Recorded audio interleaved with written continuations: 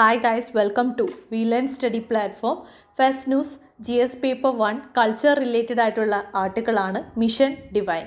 ഇതിൽ ലിംഗരാജ ടെമ്പിളിനെ പറ്റിയാണ് പറയുന്നത്. ആ പേരിൽ തന്നെയുണ്ട് ഈ temple dedicated to lord Shiva.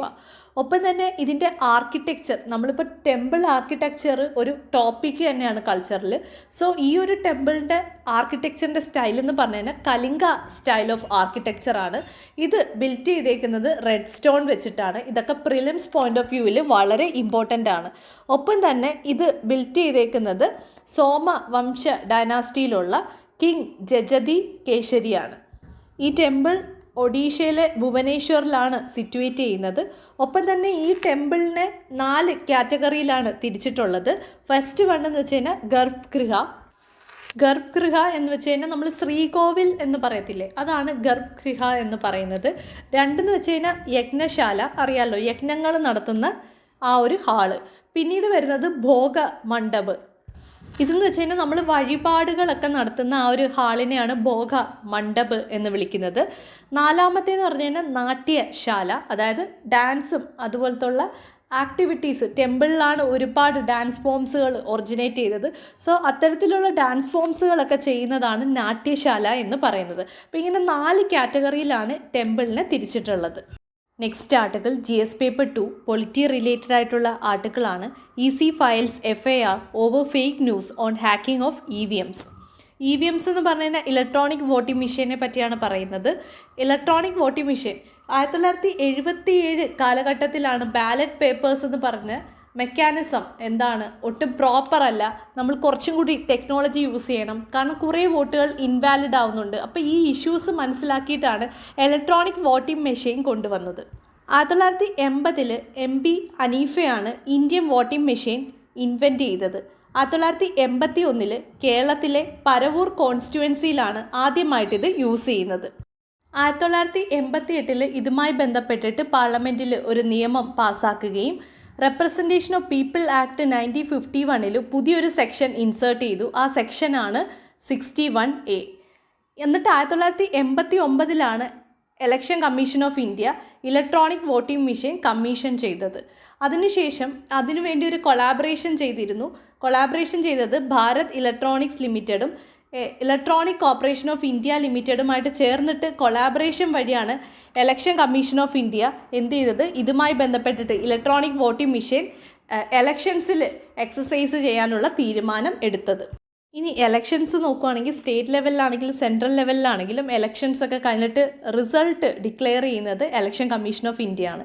അപ്പം എപ്പോഴും നമ്മൾ കാണുന്നതാണ്, ഇപ്പോൾ ഒപ്പോസിഷൻ പാർട്ടി പറയും ആ എലക്ഷനിൽ ഒരുപാട് കള്ളക്കളികൾ നടന്നിട്ടുണ്ട്, ഇലക്ട്രോണിക് വോട്ടിംഗ് മെഷീൻ ഹാക്ക് ചെയ്തിട്ടുണ്ട്, ഇങ്ങനെയുള്ള കാര്യങ്ങൾ പറയും. ഒരുപാട് കള്ളവോട്ട് ഇത്തരത്തിലുള്ള പരാമർശങ്ങൾ വരാറുണ്ട്. അതുകൊണ്ട് തന്നെ ഇലക്ഷൻ കമ്മീഷൻ ഓഫ് ഇന്ത്യ കുറച്ച് ക്ലാരിഫിക്കേഷനുമായിട്ട് വന്നേക്കുവാണ്. ഈ ഇലക്ട്രോണിക് വോട്ടിംഗ് മെഷീൻസ് ഇൻ്റർനെറ്റുമായിട്ട് കണക്റ്റഡ് അല്ല. അങ്ങനെ ഇരിക്കുമ്പോൾ എങ്ങനെയാണിത് ഹാക്ക് ചെയ്യാൻ പറ്റുന്നത്? ഒപ്പം തന്നെ ഒരുപാട് ടെക്നീഷ്യൻസിനെയും സയൻറ്റിഫിക് പേഴ്സണൽസിനെയും ചലഞ്ച് ചെയ്തിട്ടുണ്ട്. നിങ്ങൾക്ക് വേണമെങ്കിൽ ഇത് ഹാക്ക് ചെയ്യാൻ ശ്രമിക്കാം.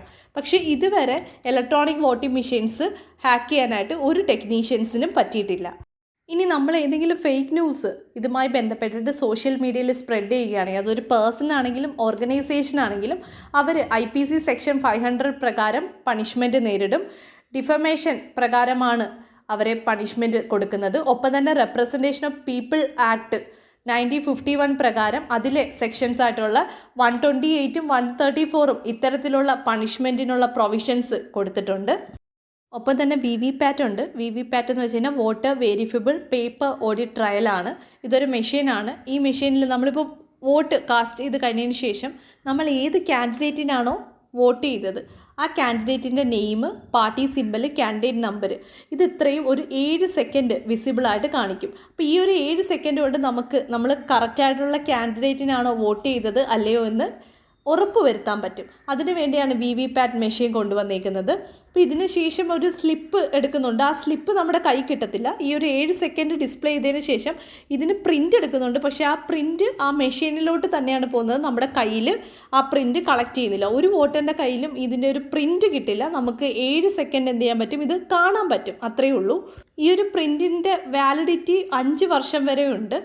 അതായത് ആ ഒരു 5 വർഷമാണല്ലോ നമ്മൾ എലക്ട് ചെയ്ത് നിൽക്കുന്നത്. അപ്പോൾ അതിൻ്റെ ആ ഒരു വാലിഡിറ്റി 5 വർഷം തന്നെയാണുള്ളത്.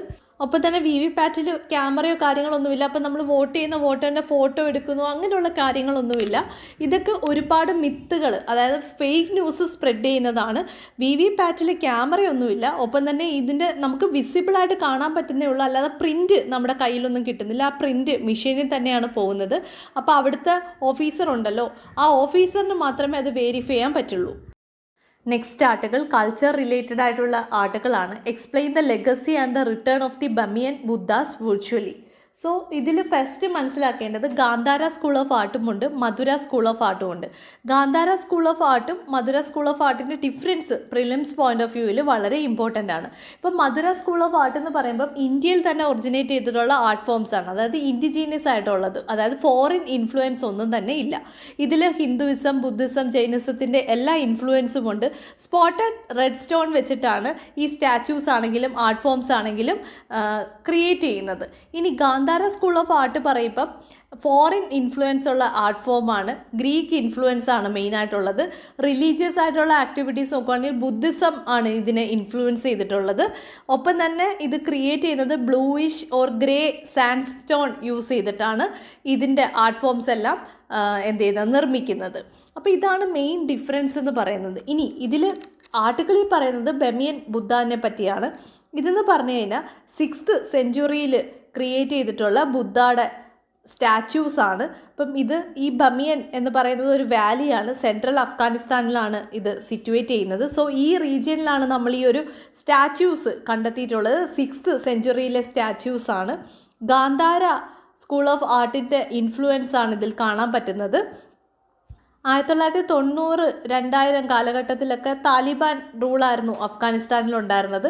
അതുകൊണ്ട് തന്നെ ഈ മൈനോറിറ്റീസിനെ എന്ത് ചെയ്തിട്ടുണ്ട്, ഇവർ ഒരുപാട് ഇറിറ്റേറ്റ് ചെയ്തിട്ടുണ്ട്. അതായത് അവിടെ ടെലിവിഷൻ ബാൻ ചെയ്യുക, പബ്ലിക് എക്സിക്യൂഷൻ നടത്തുക, അതുപോലെ തന്നെ വിമൻസിനും ഗേൾസിനും ഒന്നും എഡ്യൂക്കേഷൻ, അതായത് സ്കൂളിൽ പോകാനോ മറ്റു കാര്യങ്ങളോ ഒന്നും പ്രൊവൈഡ് ചെയ്യാതിരിക്കുക, ഇവരെ ഒരുപാട് പെർസിക്യൂട്ട് ചെയ്തിട്ടുണ്ടായിരുന്നു.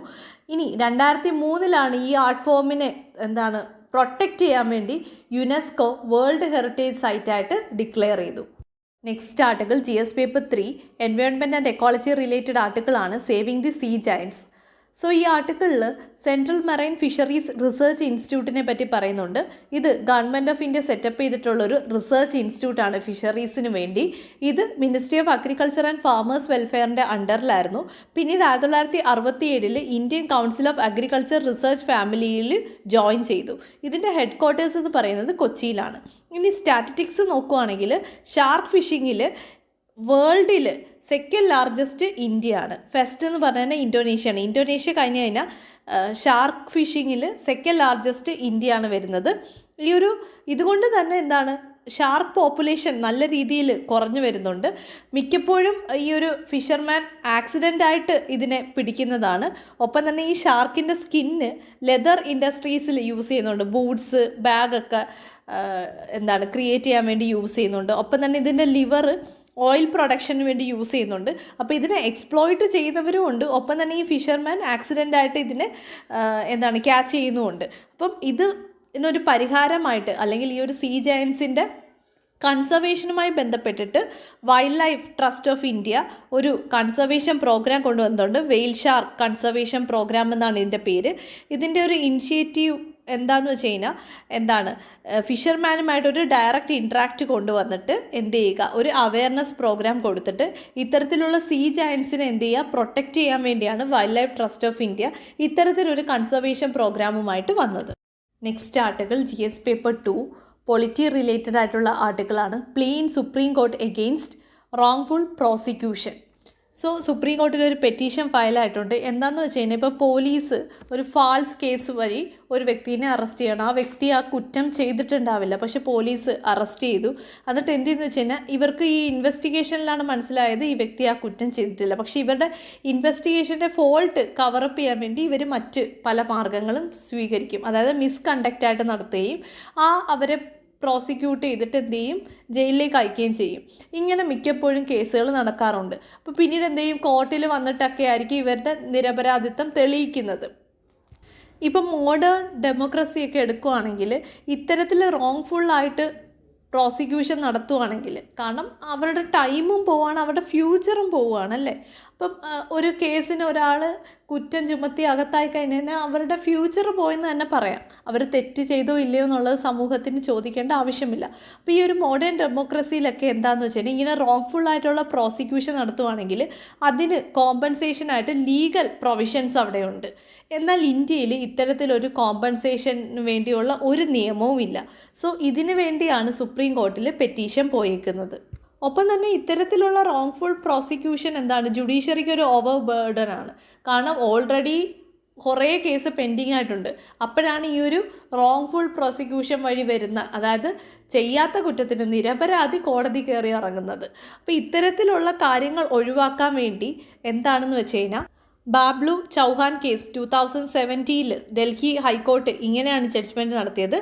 ലാ കമ്മീഷൻ ഓഫ് ഇന്ത്യയോട് പറഞ്ഞേക്കുന്നതെന്ന് വെച്ച് കഴിഞ്ഞാൽ എന്താണ്, ഈ റോങ്ഫുൾ പ്രോസിക്യൂഷൻ എക്സാം ചെയ്തിട്ട് ഇത്തരത്തിലുള്ള വിക്ടിംസിന് വേണ്ടിയുള്ള കോമ്പൻസേഷൻ ആണെങ്കിലും റിലീഫ് ആണെങ്കിലും റീഹാബിലിറ്റേഷൻ ആണെങ്കിലും അതിന് വേണ്ടുന്ന റെക്കമെൻഡേഷൻ കൊണ്ടുവരാനായിരുന്നു പറഞ്ഞത്. ഇത് പ്രകാരം എന്ത് ചെയ്തു എന്ന് വെച്ച് കഴിഞ്ഞാൽ ഈ ലാ കമ്മീഷൻ ഓഫ് ഇന്ത്യ അതിൻ്റെ 277th റിപ്പോർട്ട് 2018 സബ്മിറ്റ് ചെയ്തു. ഈ സബ്മിറ്റിൽ ഇതുമായി ബന്ധപ്പെട്ടിട്ടുള്ള കാര്യങ്ങളെല്ലാം തന്നെ പഠിക്കുകയും അതിന് വേണ്ടുന്ന റെക്കമെൻഡേഷൻസ് കൊണ്ടുവരികയും ചെയ്തു. പക്ഷേ ഇതുവരെ ഗവൺമെൻറ് ഓഫ് ഇന്ത്യ ഇത് ഇംപ്ലിമെൻറ്റ് ചെയ്തിട്ടില്ല. പെറ്റീഷൻ എന്താണെന്ന് പറയുന്നതെന്ന് വെച്ച് കഴിഞ്ഞാൽ സുപ്രീം കോടതിനോട് പറയുന്നത് ഗവൺമെൻറ്റിനോട് ഇത്തരത്തിലുള്ള കാര്യങ്ങൾ ചെയ്യാനായിട്ടുള്ള ഡയറക്ഷൻസ് കൊടുക്കുക, അതിനുശേഷം ഗവൺമെൻറ് അതുമായി ബന്ധപ്പെട്ടുള്ള ഗൈഡ് ലൈൻസ് എത്രയും പെട്ടെന്ന് കൊണ്ടുവരിക. അതിനു വേണ്ടിയുള്ള പെറ്റീഷനാണ് ഇപ്പം സുപ്രീം കോടതിയിൽ പോയേക്കുന്നത്. Next article GS paper 3 international റിലേഷനുമായിട്ട് ബന്ധപ്പെട്ടിട്ടുള്ള ആർട്ടിക്കിളാണ്. India Japan space agencies review ties. So ഇന്ത്യയുടെ സ്പേസ് കോർപ്പറേഷനെ പറ്റിയാണ് ഈ ആർട്ടിക്കിളിൽ മെൻഷൻ ചെയ്തിട്ടുള്ളത്. ജപ്പാനുമായിട്ട് മാത്രമല്ല ഇറ്റലിയും ഓസ്ട്രേലിയയുമായിട്ടുള്ള സ്പേസ് കോർപ്പറേഷനെ പറ്റിയും ഇതിൽ മെൻഷൻ ചെയ്തിട്ടുണ്ട്. ഇന്ത്യയുടെ സ്പേസ് ഏജൻസി ISRO ആണ്, ജപ്പാൻ്റെ JAXA. അപ്പോൾ ഈ രണ്ട് സ്പേസ് ഏജൻസിയും ലോങ് ടൈമായിട്ട് സ്പേസ് കോർപ്പറേഷൻ ചെയ്യുന്നുണ്ട്. അപ്പോൾ ഇപ്പം എന്താ തീരുമാനിച്ചേക്കുന്നത് വെച്ച് കഴിഞ്ഞാൽ രണ്ട് സ്പേസ് ഏജൻസിയും കൂടി ഇത്രയും നാളുള്ള അവരുടെ സ്പേസ് കോർപ്പറേഷൻ എല്ലാം റിവ്യൂ ചെയ്യാൻ തീരുമാനിച്ചിട്ടുണ്ട്. ഒപ്പം തന്നെ കുറേ കാര്യങ്ങൾ വീണ്ടും കണ്ടിന്യൂ ചെയ്യാനും തീരുമാനിച്ചിട്ടുണ്ട്. അതിൽ എർത്ത് ഒബ്സർവേഷനുമായിട്ട് ബന്ധപ്പെട്ടിട്ടുള്ള corporations, lunar corporations, satellite navigation, professional exchange program, അതായത് ഇവിടുത്തെയും അവിടുത്തെയും പ്രൊഫഷണൽസിനെ അങ്ങോട്ടും ഇങ്ങോട്ടും എക്സ്ചേഞ്ച് ചെയ്യുക. ഒപ്പം തന്നെ ജോയിൻ്റ് ആയിട്ട് റൈസ് ക്രോപ്പ് ഏരിയാസിനെ പഠനത്തിന് വേണ്ടി സാറ്റലൈറ്റ് ലോഞ്ചിങ് ചെയ്യുന്നുണ്ട്. ഒപ്പം തന്നെ എയർ ക്വാളിറ്റി മോണിറ്ററിങ്, ഇത്തരത്തിലുള്ള കോർപ്പറേഷൻസാണ് ചെയ്യാൻ പോകുന്നത്. അപ്പോൾ ഇന്ത്യയും ജപ്പാനും കൂടി ജോയിൻ്റ്ലി ഉള്ള ലൂണാർ കോർപ്പറേഷൻ്റെ പേരാണ് ലുപ്പെക്സ് എന്ന് പറയുന്നത്. ലുപ്പെക്സ് മിഷൻ എന്താണെന്ന് വെച്ച് കഴിഞ്ഞാൽ ലൂണാർ പോളാർ എക്സ്പ്ലോറേഷൻ മിഷൻ. അപ്പം ഇന്ത്യയും ജപ്പാനും കൂടി ചേർന്നിട്ട് ഒരുമിച്ചാണ് ലാൻഡറും റോവറും ഡെവലപ്പ് ചെയ്യാൻ പോകുന്നത്. അപ്പം ലൂണാറിൻ്റെ സൗത്ത് പോളിലേക്ക് ലാൻഡ് ചെയ്യാൻ വേണ്ടിയാണ് ഈ ഡെവലപ്മെൻറ്റ് നടത്തുന്നത്. 2024 പ്രപ്പോസ്ഡ് ഡേറ്റ് എന്ന് പറയുന്നത്. ഇനി ഇന്ത്യയും ഇറ്റലിയുമായിട്ട് എടുക്കുകയാണെങ്കിൽ തന്നെയും സിമിലർ ആയിട്ട് തന്നെ എർത്ത് ഒബ്സർവേഷൻ കോർപ്പറേഷൻ ഉണ്ട്. ഒപ്പം തന്നെ space science and robotics corporations ഉണ്ട്. ഹ്യൂമൻ സ്പേസ് എക്സ്പ്ലോറേഷനും ഉണ്ട്. ഇനി ഇന്ത്യയും ഓസ്ട്രേലിയയുമായിട്ടുള്ള കോർപ്പറേഷൻ പറയുകയാണെങ്കിൽ കോംപ്രിഹെൻസീവ് സ്ട്രാറ്റജിക് പാർട്ട്ണർഷിപ്പാണ് രണ്ടുപേരും തമ്മിലുള്ളത്. അതുകൊണ്ട് തന്നെ ഇന്ത്യയുടെ ഗഗൻയാൻ മിഷൻ, അതായത് ഇന്ത്യയുടെ ആദ്യത്തെ ഫസ്റ്റ് മാൻ സ്പേസ് ഫ്ലൈറ്റ് മിഷനാണ്. ഈ മിഷനെ പറ്റി പഠിക്കാനായിട്ടുള്ള ട്രാക്കിംഗ് ഇൻഫ്രാസ്ട്രക്ചർ ഓസ്ട്രേലിയയിൽ ഡെവലപ്പ് ചെയ്യാനുള്ള മെമ്മോറാൻഡം ഓഫ് അണ്ടർസ്റ്റാൻഡിങ് ഇന്ത്യയും ഓസ്ട്രേലിയയും സൈൻ ചെയ്തിട്ടുണ്ട്. Next article GS paper 2 international റിലേഷനുമായിട്ട് ബന്ധപ്പെട്ടിട്ടുള്ള ആർട്ടിക്കിളാണ്. Plea in supreme court seeks release of over 150 Rohingya in Jammu. Context എന്താണെന്ന് വെച്ച് കഴിഞ്ഞാൽ സുപ്രീം കോർട്ടിൽ ഇപ്പോൾ ഒരു പെറ്റീഷൻ പോയിട്ടുണ്ട്. കുറേ ആക്ടിവിസ്റ്റുകൾ ഫയൽ ചെയ്തിട്ടുള്ള പെറ്റീഷനാണ്. റോഹിംഗ്യയെ എന്ത് ചെയ്തേക്കുവാണ്, നമ്മുടെ ഇന്ത്യൻ ആർമി തടഞ്ഞു വെച്ചേക്കുവാണ്. ഇവരെ മ്യാൻമാറിലേക്ക് നാട് കടത്താനാണ് ഇന്ത്യൻ ഗവൺമെൻറ്റിൻ്റെ തീരുമാനം. അതിനുവേണ്ടിയാണ് ഇങ്ങനെ തടഞ്ഞു വെച്ചേക്കുന്നത്. ഇതുമായി ബന്ധപ്പെട്ടുള്ള റിപ്പോർട്ടുകൾ സ്പ്രെഡായതിൻ്റെ ഫലമായിട്ടാണ് എന്ത് സംഭവിച്ചത്, ഈ ആക്ടിവിസ്റ്റ് സുപ്രീം കോർട്ടിനെ സമീപിച്ചത്. റോഹിംഗ്യാസ് എന്ന് വെച്ച് കഴിഞ്ഞാൽ മ്യാൻമാറിലെ റാഖൈൻ സ്റ്റേറ്റിലെ എത്നിക് മുസ്ലിം കമ്മ്യൂണിറ്റീസാണ്. അപ്പം ഇവിടുത്തെ മെജോറിറ്റീസ് ആരാണ്, ബുദ്ധിസ്റ്റുകളാണ്. അപ്പോൾ എന്താ സംഭവിക്കുന്നതെന്ന് വെച്ച് കഴിഞ്ഞാൽ ഹിസ്റ്റോറിക്കലി റോഹിംഗ്യാസ് ഇപ്പോഴത്തെ ബംഗ്ലാദേശിലെ ചിറ്റഗോങ് എന്ന് പറയുന്ന പ്ലേസിൽ നിന്നാണ് അവർ ഒറിജിനേറ്റ് ചെയ്തിട്ടുള്ളത്. പിന്നീട് അവർ ഈ റാഖൈൻ സ്റ്റേറ്റിലേക്ക് മൈഗ്രേറ്റ് ചെയ്തവരാണ്. ഇപ്പോഴത്തെ പ്രശ്നം എന്താണെന്ന് വെച്ച് കഴിഞ്ഞാൽ ഈ ബുദ്ധിസ്റ്റുകൾ എപ്പോഴും എന്ത് ചെയ്യും, ഈ മൈനോറിറ്റീസിനെ ടാർഗറ്റ് ചെയ്യും. അപ്പോൾ ഇവർ തമ്മിൽ കോൺഫ്ലിക്റ്റ് ഉണ്ട്. എന്നാൽ അവിടുത്തെ ഗവൺമെൻറ് ആണെങ്കിലും ആർമീസ് ആണെങ്കിലും ഈ ബുദ്ധിസ്റ്റ് റാഡിക്കൽസിനെയാണ് സപ്പോർട്ട് ചെയ്യുന്നത്. എന്തുകൊണ്ട്? ഇവരാണ് ഇവിടുത്തെ മെജോറിറ്റി. അതുകൊണ്ട് തന്നെ ഇവരുടെ വോട്ട് ബാങ്ക് എന്ന് പറയുന്ന ആടെ സപ്പോർട്ട് വേണം, ഈ മെജോറിറ്റിയുടെ സപ്പോർട്ട് വേണം. അതുകൊണ്ട് തന്നെ ആർമീസ് ആണെങ്കിലും ഗവൺമെൻറ് ആണെങ്കിലും ആരെ അടിച്ചമർത്താൻ തുടങ്ങി? ഈ റോഹിംഗ്യാസിനെ അടിച്ചമർത്താൻ തുടങ്ങി. അപ്പോൾ ഒരു സ്റ്റേറ്റ് സ്പോൺസേർഡ് ആയിട്ടുള്ള ഒരു വയലൻസ് അല്ലെങ്കിൽ കോൺഫ്ലിക്റ്റ് ആണ് റോഹിംഗ്യാസ് നേരിടേണ്ടി വന്നത്. അങ്ങനെ പോകെ പോകെ ഇവരെന്ത് ചെയ്തു? സ്റ്റേറ്റ്ലെസ് ആയി. ഇവരെ അത്രത്തോളം ഒപ്രസ് ചെയ്യാൻ തുടങ്ങി. കമ്മ്യൂണലി ഇവരെ ടാർഗറ്റ് ചെയ്യുന്നു. ഇപ്പോൾ ടാർഗറ്റ് ചെയ്യുന്നത് ബുദ്ധിസ്റ്റുകളാണെങ്കിൽ ഇവരെ സപ്പോർട്ട് ചെയ്യാൻ അവിടെ മ്യാൻമാറിലെ ആർമീസും ഉണ്ട്, ഗവൺമെൻറ്റും ഉണ്ട്. ഇനി ഇതിൻ്റെ ഹിസ്റ്റോറിക് ടൈം ലൈൻ പറയുകയാണെങ്കിൽ 1400കളിലാണ് റോഹിംഗ്യാസ് റാഖൈൻ സ്റ്റേറ്റിലേക്ക് മൈഗ്രേറ്റ് ചെയ്തത്. 1400കളിൽ. അന്ന് അവരൊരു ട്രേഡിംഗ് കമ്മ്യൂണിറ്റി ആയിരുന്നു. അന്നത്തെ കാലത്ത് അറാക്കൻ എന്ന് പറയുന്ന ഒരു കിങ്ഡം ഉണ്ടായിരുന്നു. ഇതെന്ന് പറഞ്ഞാൽ ഒരു കോസ്റ്റൽ കിങ്ഡം ആയിരുന്നു. മ്യാൻമാറിൽ നിന്ന് ഇൻഡിപെൻഡൻ്റ് ആയിരുന്നു. അന്നത്തെ കാലത്ത് ബർമ എന്ന് പറഞ്ഞു കഴിഞ്ഞാൽ ഒരു റീജിയനാണ്. പിന്നീട് ഈ ഒരു റോഹിംഗ്യാസിൻ്റെ റാഖൈൻ സ്റ്റേറ്റിൻ്റെ പഴയ പേരാണ് അറാക്കൻ എന്ന് പറയുന്നത്, അറാക്കൻ കിങ്ഡം. അപ്പോൾ ഈ കിങ്ഡം ഇൻഡിപെൻഡൻ്റ് ആയിട്ടുള്ളൊരു കോസ്റ്റൽ കിങ്ഡം ആയിരുന്നു. അപ്പം ബർമയുടെ ഭാഗമല്ലായിരുന്നു. അപ്പോൾ ബർമയിലാണെങ്കിൽ ബുദ്ധിസ്റ്റ് ഡോമിനേറ്റഡ് ആയിട്ടുള്ളൊരു റീജിയനുമായിരുന്നു. പിന്നീട് കൊളോണിയൽ ടൈംസ് ഒക്കെ വന്നപ്പോഴേക്കും റാഖൈൻ സ്റ്റേറ്റായി, അതായത് മ്യാൻമാറിൻ്റെ പാർട്ടായിട്ട് മാറി. അറാക്കൻ കിങ്ഡം ഒക്കെ പോയി കൊളോണിയൽ ടൈം വന്നു. അപ്പോൾ എന്താണ്, ആ ടൈമിലും ഈ ഒരു റാഖൈൻ സ്റ്റേറ്റിൽ ആരുണ്ടായിരുന്നു? റോഹിംഗ്യ മുസ്ലിംസ് ഉണ്ടായിരുന്നു. 1960കളിലാണ് അവിടെ എന്താണ് സൈനിക അട്ടിമറി സ്റ്റാർട്ട് ചെയ്യാൻ തുടങ്ങിയത്. കാരണം ഇവിടെ ഇൻഡിപെൻഡൻസിന് വേണ്ടിയുള്ള ശ്രമങ്ങളുണ്ടായി. അങ്ങനെയാണ് അവിടെ സൈനിക അട്ടിമറി ഉണ്ടാവാൻ തുടങ്ങിയത്. അങ്ങനെ ഏറ്റവും കൂടുതൽ ടാർഗറ്റ് ചെയ്യാൻ തുടങ്ങിയത് റോഹിംഗ്യ മൈനോറിറ്റീസിനെയാണ്. കാരണം നേരത്തെ പറഞ്ഞ കണക്ക് തന്നെ ബുദ്ധിസ്റ്റ് എലമെൻറ്റ്സ് ഉണ്ട്. അവരെന്താണ് മെജോറിറ്റിയാണ്, വോട്ട് ബാങ്ക് കൂടിയാണ്. അങ്ങനെ 60കളിൽ തന്നെ ഇവർക്ക് എന്താണ് സിറ്റിസൺഷിപ്പ് നഷ്ടമാവാൻ തുടങ്ങി. മ്യാൻമാർ ഗവൺമെൻറ് ഇവരുടെ സിറ്റിസൺഷിപ്പ് എടുത്തു കളഞ്ഞു. മ്യാൻമാർ പറയുന്നത് എന്താണെന്ന് വെച്ച് കഴിഞ്ഞാൽ റോഹിംഗ്യ എന്ന് പറയുന്നത് മ്യാൻമാറിൻ്റെ പാർട്ടല്ല. ഇവരെന്ന് പറഞ്ഞു കഴിഞ്ഞാൽ ബംഗ്ലാദേശിൽ നിന്ന്, ചിറ്റഗോങ്ങിൽ നിന്ന് ഒറിജിനേറ്റ് ചെയ്തവരാണ്. അവരിവിടെ വന്ന് മൈഗ്രേറ്റ് ചെയ്തവരാണ്. അതുകൊണ്ട് തന്നെ ഇവരുടെ ഫുൾ റെസ്പോൺസിബിലിറ്റി ബംഗ്ലാദേശിനാണ്. എന്നാൽ ബംഗ്ലാദേശ് എന്ത് ചെയ്തേക്കുവാണ്? ഇത് റിജക്റ്റ് ചെയ്തേക്കുവാണ്. അപ്പോഴേക്കും ഈ റോഹിംഗ്യാസിന് ഇവിടെ പൗരത്വം എടുത്തു കളഞ്ഞത് കൊണ്ട് തന്നെ വീണ്ടും അവരെ കൂടുതൽ ടാർഗറ്റ് ചെയ്യാൻ തുടങ്ങി. അങ്ങനെ സ്റ്റേറ്റ് സ്പോൺസേർഡ് ആയിട്ടുള്ള കമ്മ്യൂണൽ വയലൻസ് അവിടെ ക്രിയേറ്റ് ചെയ്യാൻ തുടങ്ങി. 1970കളിലാണ് ഏറ്റവും കൂടുതൽ ഇവരെ ടാർഗറ്റ് ചെയ്യാൻ തുടങ്ങിയത്. അങ്ങനെ കുറച്ച് റോഹിംഗ്യാസൊക്കെ ബംഗ്ലാദേശിലേക്ക് മൈഗ്രേറ്റ് ചെയ്തു. അങ്ങനെ 3-4 ഡെക്കേഡായിട്ട് ഇങ്ങനെയുള്ള അടിച്ചമർത്തൽ കാരണം 2012, 16, 17 കാലഘട്ടത്തിൽ ലാർജ് സ്കെയിലായിട്ടുള്ള വയലൻസ് ആയിരുന്നു അവിടെ ക്രിയേറ്റ് ചെയ്തത്. അങ്ങനെ ഇവരെന്ത് ചെയ്തു? India, Bangladesh, Thailand, Malaysia, Pakistan ഇവിടെ എല്ലാം എന്ത് ചെയ്തു? അഭയം തേടിപ്പോയി. ഇപ്പോൾ റോഹിംഗ്യാസ് ഇന്ത്യയിലുണ്ട്. ലാസ്റ്റ് 4 ഡെക്കേഡായിട്ട് അവർ ഇന്ത്യയിൽ സെറ്റിലായിട്ടുണ്ട്. പക്ഷേ ഇതുവരെ ഇന്ത്യ അവർക്ക് എതിരായിട്ട് ഓപ്പോസിറ്റ് ആയിട്ടുള്ളൊരു പോളിസീസ് ഒന്നും കൊണ്ടുവന്നിട്ടില്ല. ശത്രുതാപരമായിട്ടുള്ള രീതിയിലൊന്നും പെരുമാറിയിട്ടില്ല. ഒരു ഹ്യൂമാനിറ്റേറിയൻ അപ്രോച്ചോട് കൂടി തന്നെയായിരുന്നു അവരെ ഇന്ത്യ ട്രീറ്റ് ചെയ്തിരുന്നത്. യുണൈറ്റഡ് നേഷൻസും ഹ്യൂമൻ റൈറ്റ് ഓർഗനൈസേഷനും എന്താ പറയുന്നതെന്ന് വെച്ച് കഴിഞ്ഞാൽ റോഹിംഗ്യാസ് ആണ് വേൾഡിലെ ഏറ്റവും പെർസിക്യൂട്ടഡ് ആയിട്ടുള്ള കമ്മ്യൂണിറ്റി എന്ന് പറയുന്നത്. ഒപ്പം തന്നെ മിനിസ്ട്രി ഓഫ് ഹോം അഫയേഴ്സിൻ്റെ ഡേറ്റ എടുക്കുകയാണെങ്കിൽ ഏകദേശം 4000 റോഹിംഗ്യാസാണ് ഇന്ത്യയിൽ സെറ്റിലായിട്ടുള്ളത്. ജമ്മു കാശ്മീർ, ഡൽഹി, ഹൈദരാബാദ് ഇവിടെയാണ് ഇവർ സ്പ്രെഡ് ചെയ്തിട്ടുള്ളത്. ലേറ്റസ്റ്റ് ക്രൈസിസ് എന്താണെന്ന് വെച്ച് കഴിഞ്ഞാൽ 2016-17 കാലഘട്ടത്തിലാണ് ഇന്ത്യ റോഹിംഗ്യാസിന് റെഫ്യൂജി സ്റ്റാറ്റസ് കൊടുത്തത്. അതിനുശേഷം എന്താണ് ഈ ഒരു മ്യാൻമാറിലെ വയലൻസ് ഇപ്പോഴും ഉള്ളത് കൊണ്ട് തന്നെ എന്ത് സംഭവിച്ചു എന്ന് വെച്ച് കഴിഞ്ഞാൽ ഈ ഒരുപാട് റോഹിംഗ്യാസ് ഇന്ത്യയിലേക്ക് ഒഴുകാൻ തുടങ്ങി. ഇത് നമ്മുടെ ഇന്ത്യക്ക് സെക്യൂരിറ്റി ത്രെറ്റ് ഉണ്ടാക്കുന്ന ഒരു കാര്യമാണ്. അതുകൊണ്ട് തന്നെ ആ ഒരു സെക്യൂരിറ്റി റിലേറ്റഡ് ആയിട്ടുള്ള കാര്യം വെച്ചിട്ട്, അതായത് ഹ്യൂമാനിറ്റേറിയൻ ഗ്രൗണ്ട്സ് ഒഴിവാക്കിയിട്ട് സെക്യൂരിറ്റി ഹൈലൈറ്റ് ചെയ്തിട്ട് ഇന്ത്യ പറഞ്ഞു ഇനി മുതൽ റോഹിംഗ്യാസിന് ഇന്ത്യയിൽ എന്തില്ല, റെഫ്യൂജി സ്റ്റാറ്റസ് ഇല്ല. ഒപ്പം തന്നെ ഇനി ഇവരുടെ എൻട്രി ഇന്ത്യ ബ്ലോക്ക് ചെയ്യും എന്നാണ് പറഞ്ഞത്. എന്തുകൊണ്ടാണ് ഇന്ത്യൻ ഗവൺമെൻറ് ഇത്തരത്തിലുള്ള തീരുമാനം എടുത്തത്? ഒന്നെന്ന് വെച്ച് കഴിഞ്ഞാൽ ഈ റോഹിംഗ്യയിൽ സ്ഥിരമായിട്ട് ഇവർ കമ്മ്യൂണൽ വയലൻസ് നേരിടുന്നത് കൊണ്ട് തന്നെ ഇവരൊരു ടെററിസ്റ്റ് ഔട്ട്ഫിറ്റ് ക്രിയേറ്റ് ചെയ്തിട്ടുണ്ട്. എല്ലാവരും എന്ന് പറയുന്നില്ല, കുറച്ച് പേര്. അതിനെ ARSA എന്നാണ് പറയുന്നത്, അറാക്കൻ റോഹിംഗ്യ സാൽവേഷൻ ആർമി. ഈ ടെററിസ്റ്റ് ഔട്ട്ഫിറ്റിന് LET, പാകിസ്ഥാൻ്റെ ISI, അൽ-ഖയ്ദ ഇവരുമൊക്കെ ആയിട്ട് കണക്ഷൻസ് ഉണ്ടെന്നുള്ള ചാൻസസ് ഉണ്ട്. അല്ലെങ്കിൽ ഈ ഒരു പോസിബിലിറ്റി കാരണമാണ് ഇന്ത്യക്ക് സെക്യൂരിറ്റി ത്രെറ്റ് ഉണ്ടെന്ന് പറയുന്നത്. രണ്ടാമത്തെ കാര്യം എന്ന് വെച്ച് കഴിഞ്ഞാൽ നമുക്ക് മ്യാൻമാർ ആർമിയായിട്ട് നല്ലൊരു റിലേഷൻഷിപ്പാണ്. ഇതുമായി ബന്ധപ്പെട്ടുള്ള ആർട്ടിക്കിൾ നമ്മൾ ഒരുപാട് വട്ടം പറഞ്ഞിട്ടുള്ളതാണ്. മൂന്നാമത്തെ കാര്യം എന്ന് വെച്ച് കഴിഞ്ഞാൽ ഇന്ത്യ എന്ന് പറയുന്നത് ബുദ്ധിസത്തിൻ്റെ ബർത്ത് പ്ലേസ് ആണ്. നമുക്ക് ഒരുപാട് ബുദ്ധിസ്റ്റ് പിൽഗ്രിം സൈറ്റ്സ് ഉണ്ട് ഇവിടെ. അപ്പോൾ ഇത്തരത്തിലുള്ള ഒരു ടെററിസ്റ്റ് ഔട്ട്ഫിറ്റ് ഇന്ത്യയിൽ വരികയാണെങ്കിൽ ഈ സൈറ്റ്സിനെയും എന്ത് ചെയ്യും, ഇവർ ടാർഗറ്റ് ചെയ്യും. കാരണം ബുദ്ധിസം ആണല്ലോ അവരുടെ ഒരു ശത്രു എന്ന് പറയുന്നത്. സോ എല്ലാ കമ്മ്യൂണിറ്റിയും ഇന്ത്യ ലേബൽ ചെയ്യുമല്ല, പക്ഷേ ഇന്ത്യക്ക് സെക്യൂരിറ്റി ത്രെറ്റ് ഉണ്ട്.